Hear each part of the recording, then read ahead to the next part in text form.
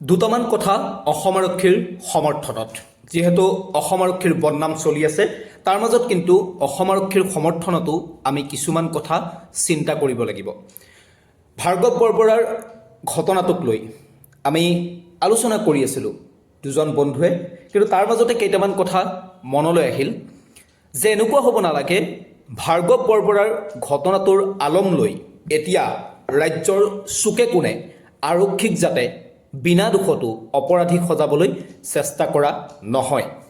যদিহে তেনেকুৱা হয়, সামান্য এটা দোষতো যদি আৰক্ষীক অপৰাধীক সজাবলৈ চেষ্টা কৰা হয়, তেনেহ'লে কোনোবাখিনিত আৰক্ষী বা প্ৰশাসন ব্যৱস্থাটো দুৰ্বল হৈ পৰিব। যিহেতু আৰক্ষী বা প্ৰশাসন ব্যৱস্থাটো ৰাইজৰ মতামতৰ ওপৰতেই নিৰ্ভৰ কৰে। সাধাৰণ মানুহৰ ওপৰত যদি আৰক্ষীয়ে অত্যাচাৰ কৰে তেতিয়াহ'লে মাত মাতিবই, তাত সকলোৰে অধিকাৰ আছে, আমি তেতিয়া প্ৰতিবাদ কৰিব লাগিবই। কিন্তু এনেকুৱাও হ'ব নালাগিব যে ৰাজপথত আৰক্ষীয়ে ড্ৰাগছ পেডলাৰ ধৰিবলৈ গৈছে, ড্ৰাগছ পেডলাৰে পলাবলৈ চেষ্টা কৰিছিল, সেই সময়ত আৰক্ষীয়ে বুকুত ধৰি ৰখালে, আৰক্ষীয়ে ড্ৰাগছ পেডলাৰক দুটা চৰ মাৰিলে আৰু সেই ড্ৰাগছ পেডলাৰক মৰা ভিডিঅ' সামাজিক মাধ্যমত প্ৰচাৰ কৰি আৰক্ষীৰ ব্যৱহাৰ যাতে তেনেকুৱা হ'ব নালাগে, এই ধৰণৰ যদি ভিডিঅ' কৰা হয়, এই ধৰণৰ ভিডিঅ'বোৰে কিন্তু এটা নিগেটিভ বাৰ্তা দিব। চোৰ ডকাইতক সৈতে আৰক্ষীৰ ৰাজপথত সংঘাত হৈছে, তাৰ পাছত আৰক্ষীয়ে গতিয়াইছে বা চোৰ ডকাইতক ধৰি বান্ধি লৈ আনিছে, সামাজিক মাধ্যমত ভিডিঅ' কৰি যদি আপুনি প্ৰচাৰ কৰে, তাৰ পাছত এটা ভাইব ক্ৰিয়েট হ'ব। আৰু এনেকুৱা ধৰণৰ ভিডিঅ' যদি প্ৰচাৰ হয়, তেতিয়া কি হ'ব যে আৰক্ষী প্ৰশাসন ব্যৱস্থাটো কোনোবাখিনিত দুৰ্বল হৈ পৰিব। আৰক্ষীয়েও ভয় খাব যে ভিডিঅ' ভাইৰেল হ'ব, তাৰ পাছত নিলম্বন কৰা হ'ব, ৰাইজে প্ৰতিবাদ কৰিব। গতিকে আমি ৰাইজো কিন্তু কোনোবাখিনিত সচেতন হ'ব লাগিব। সঁচা অৰ্থত সাধাৰণ লোকৰ ক্ষেত্ৰত, নিৰীহ লোকৰ ক্ষেত্ৰত আৰক্ষী যদি অত্যাচাৰৰ ৰূপত থিয় দিছে, তেনেহ'লে মাত মাতক সকলোৱে।